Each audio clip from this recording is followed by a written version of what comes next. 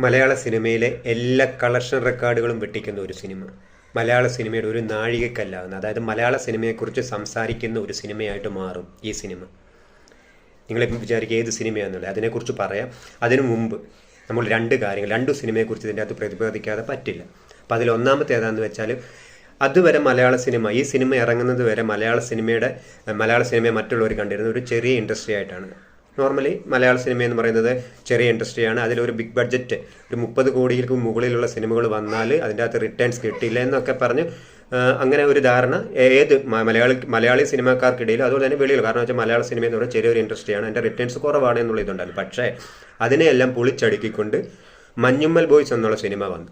Manjummel boys കേരളത്തിൻ്റെ പുറത്തു തമിഴ്നാട്ടിലും തെലുങ്കാനയിലും തുടങ്ങി എല്ലായിടത്തും വൻ ഹിറ്റാവുകയും വൻ കളക്ഷൻ, അതായത് 200 കോടിയുടെ മണ്ടയിൽ സിനിമ കളക്ഷൻ നേടുകയും ചെയ്തു. അപ്പം തന്നെ അതുവരെ മലയാള സിനിമയെ നോക്കി കണ്ട പോലെ ആയിരുന്നില്ല പിന്നീടുള്ള മലയാള സിനിമയിലുള്ളവരും അല്ലാത്തവരും നോക്കുക. അതായത് മലയാള സിനിമയെക്കുറിച്ച് മറ്റുള്ള സംസ്ഥാനങ്ങളിൽ കൂടുതൽ സംസാര വിഷയമാവുകയും ചെയ്യുമായിരുന്നു. അതുവരെയുള്ളത് മലയാള സിനിമ എന്ന് പറയുന്നത് കുറേ നല്ല കലാകാരന്മാരുടെ, ടെക്നീഷ്യന്മാരുടെ, നടന്മാരുടെ ഒരു കൂട്ടം, അതായത് നല്ല സിനിമകൾ വരുന്ന ഒരു ഇൻഡസ്ട്രി എന്നായിരുന്നു മറ്റുള്ളവർ കണ്ടുകൊണ്ടിരുന്നത്. പക്ഷേ മഞ്ഞുമ്മൽ ബോയ്സോട് കൂടി ആ ധാരണകളെല്ലാം മാറുകയായിരുന്നു. അതായത് മലയാള സിനിമയ്ക്ക് ഇങ്ങനെ കളക്ഷൻ നേടാൻ സാധിക്കും എന്ന് തെളിയിച്ച സിനിമയായിരുന്നു മഞ്ഞുമ്മൽ ബോയ്സ്.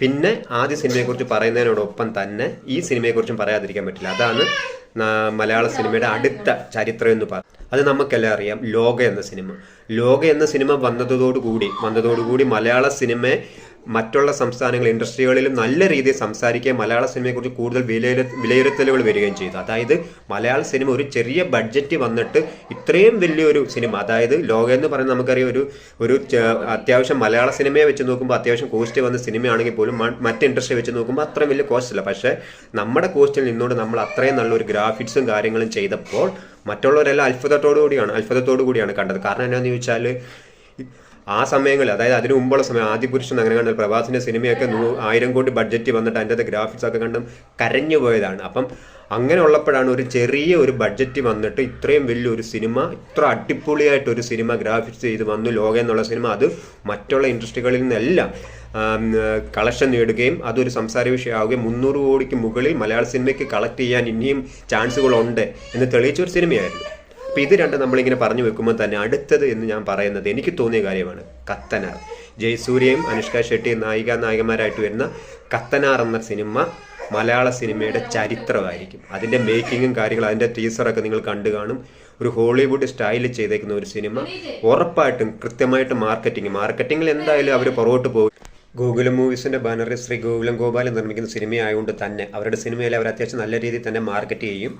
പക്ഷേ എന്നാണെന്നറിയത്തില്ല, കത്തനാറിൻ്റെ അനൗൺസ്മെൻറ്റ് കഴിഞ്ഞ് കുറേ സമയങ്ങളിൽ കുറേ അതിൻ്റെ അപ്ഡേറ്റും കാര്യങ്ങളൊക്കെ ഉണ്ടായിരുന്നെങ്കിൽ പോലും ഇപ്പോഴും കൃത്യമായിട്ടുള്ള അതിൻ്റെ റിലീസിംഗ് ഡേറ്റ് പ്രഖ്യാപിച്ചിട്ടില്ല. 2026 കാണും എന്ന് പറഞ്ഞിട്ടാണെങ്കിലും കൃത്യമായ റിലീസിംഗ് ഡേറ്റ് പറഞ്ഞിട്ടില്ല. പക്ഷേ നമ്മൾ ടീസറും കാര്യങ്ങളൊക്കെ കണ്ടതാണ്. അതുപോലെയാണ് ചെയ്ത് വെച്ചേക്കുന്നതെങ്കിൽ കണ്ടത് അത്രയും അടിപൊളി സാധനമാണ്. ഹോളിവുഡ് സ്റ്റൈലിൽ മേക്ക് ചെയ്തേക്കുന്ന സാധനം തന്നെയാണത്. ആ സിനിമ ഉടനീളം ആ ഒരു രീതിക്കുടെ മേക്കിങ്ങും കാര്യങ്ങളും അതിൻ്റെ ആ ഒരു എന്താണെന്ന് പറയുക, എപ്പോഴും ലോകത്തെല്ലായിടത്തും നമുക്ക് ഈ നാടോടി കഥകളും അതുപോലെ തന്നെ ഇതുപോലെ ഫാൻറ്റസി കഥകളൊക്കെ എല്ലാവർക്കും ഈ ലോകത്തുള്ള ഏത് പ്രേക്ഷകർക്ക് ഇഷ്ടമാണ്. ആ രീതിയിൽ കൂടെ നല്ല രീതിയിലാണ് കഥ പറഞ്ഞിരിക്കുന്നതെങ്കിൽ, ആ രീതിയിൽ കൂടെയാണ് ആ സിനിമ വന്നിരിക്കുന്നതെങ്കിൽ, ആ ഒരു ഹോളിവുഡ് ടച്ചും സ്റ്റൈലും എല്ലാം സിനിമയിലുടനീളം കീപ്പ് ചെയ്ത് നല്ല രീതിയിലാണ് ആ സിനിമ വന്നേക്കുന്നതെങ്കിൽ, പ്രതീക്ഷയുണ്ട്. നമ്മൾ പ്രതീക്ഷിച്ചപ്പോൾ തന്നെയാണ് ആ സിനിമ വരുന്നതെങ്കിലുണ്ടല്ലോ, മലയാള സിനിമയിലെ ഏറ്റവും കൂടുതൽ കളക്ഷൻ നേടുന്ന സിനിമ അതായിരിക്കും. അതിലൊരു സംശയമില്ല. എന്തായാലും നമുക്ക് വെയിറ്റ് ചെയ്യാം. പിന്നെ നമ്മൾ സിനിമ സംബന്ധമായിട്ടുള്ള ചാനലാണ്. നിങ്ങൾക്ക് ഇതൊന്ന് സബ്സ്ക്രൈബ് ചെയ്യാൻ സാധിക്കുമെങ്കിൽ ഒന്ന് സബ്സ്ക്രൈബ് ചെയ്യണം.